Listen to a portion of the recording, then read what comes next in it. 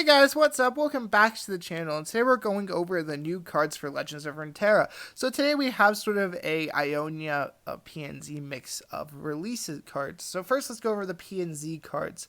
The first one is Patched Poro Bot, a 2-mana 2/3 Poro that states, while in hand, I have a random keyword that changes each round. When I'm summoned, grant me this keyword. So for Poros, this is a decent card. A 2/3 is not bad, especially when it has a keyword attached to it that just seems pretty strong. I don't know. It seems that because Poros is going to be buffing a lot, that this card is going to be an instant include, especially when we can give it regen, which is going to be insane. Lifesteal, Overwhelm, whatever it is going to be pretty great for the Poro deck. This feels like an auto include in that deck. Otherwise, it just feels like an ant card. I mean, we have better 2-drops. I could see it being played in certain decks for the regen. In certain metas, we're going to be playing against Burn, and they're going to have to overcommit to resources to killing it or whatever. I don't know. It feels like a pretty nice card, just very flexible. And then the next PNZ card is the University of Piltover. A 5-mana round start, discard your hand, create 3 random cards, and grant them fleeting. So this is for the discard deck. This will just automatically level up Jinx at the round start. That's pretty convenient, especially when you can play it the turn after you play Jinx, and it basically draws you 3 each turn. Although the 3 are going to be random, it also means you're not milling out yourself too quickly, which is very convenient. So you're basically drawing 3 each turn. We know that landmarks are fairly hard to remove. We only have seen 2 or 3 cards that can actually kill them. So this feels like a pretty strong card overall. Definitely going to be at least a 1 of, possibly a 2 of in Jinx decks. Definitely those discard decks are going to want this card very much. Like, you're discarding, you're getting free value, you're drawing 3 each turn. I assume this means you discard your hand, create the 3 fleeting, and then draw. Because the way Jinx works is she draws you 2 extra cards. So I assume you still get to draw those cards. And if that's the case, this is drawing you 5 each turn for just having to discard your hand, which you already want to be empty because you want Jinx to be doing her thing and creating those rockets. So overall, University of Piltover seems like a very nice card, a very strong card for that deck, and something that might push the discard strategy into more competitive stances, although we'll have to see. The next card we have is Ionia. It's a 2-mana it's called Nopify. It's fast speed, and it says stop a fast or slow spell that costs 3 or less. So given that we've now seen the 3-mana draw or destroy a landmark card, Nopify immediately counters that. What else could this counter? It could counter a lot of things. It can counter Glimpse.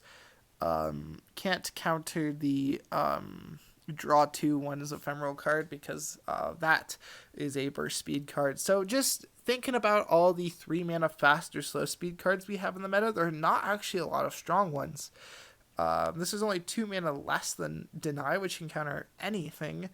So this is more of a tech card. Deny is a tech card, and so this card being worse than that in certain cases means that Deny is probably going to just be played away more.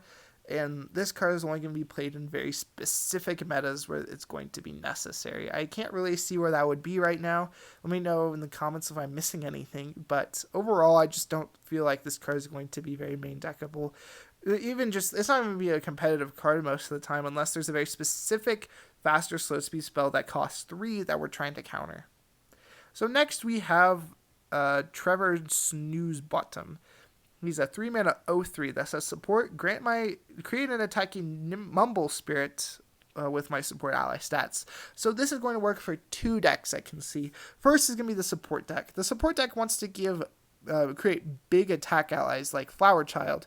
And this supporting Flower Child and making a Nimble Spirit that has elusive with that same attack as the Flower Child just seems insane. It's going to get a large amounts of damage, and it actually, being a 3-mana 0/3 support is kind of weak. But being a 3-drop that has support when we've only really seen Lulu at the 3-drop slot for support decks is going to be kind of nice. I'm not sure that the deck really needed Trevor Snooze Bottom. I mean, the Mumble Spirit's nice for a little bit of chip damage, and maybe even an endgame finisher, but over the long term, is not going to have that mid-range value that the sport deck really wants to get out of its cards. So I feel this card's going to be much more of an elusive strategy where you're just dropping it into the elusive deck so that way you can copy another elusive stat line, uh, probably Green Glade Duo, and just creating a Mumble Spirit with that attack as well. This is just basically another elusive. And so it feels like a very elusive combo-y deck. It's basically another Green Glade Duo, guys. And when we already have cards that can copy Green Glade Duo, like the Shadow Owls card that can create an ephemeral copy. And I mean, just with all the elusive decks that went around in the meta when the first Call of the Mountain set came out, I think Trevor Snoozebottom might be able to revive that a little bit. Being another copy of Green Glade Duo just is so powerful just on its own.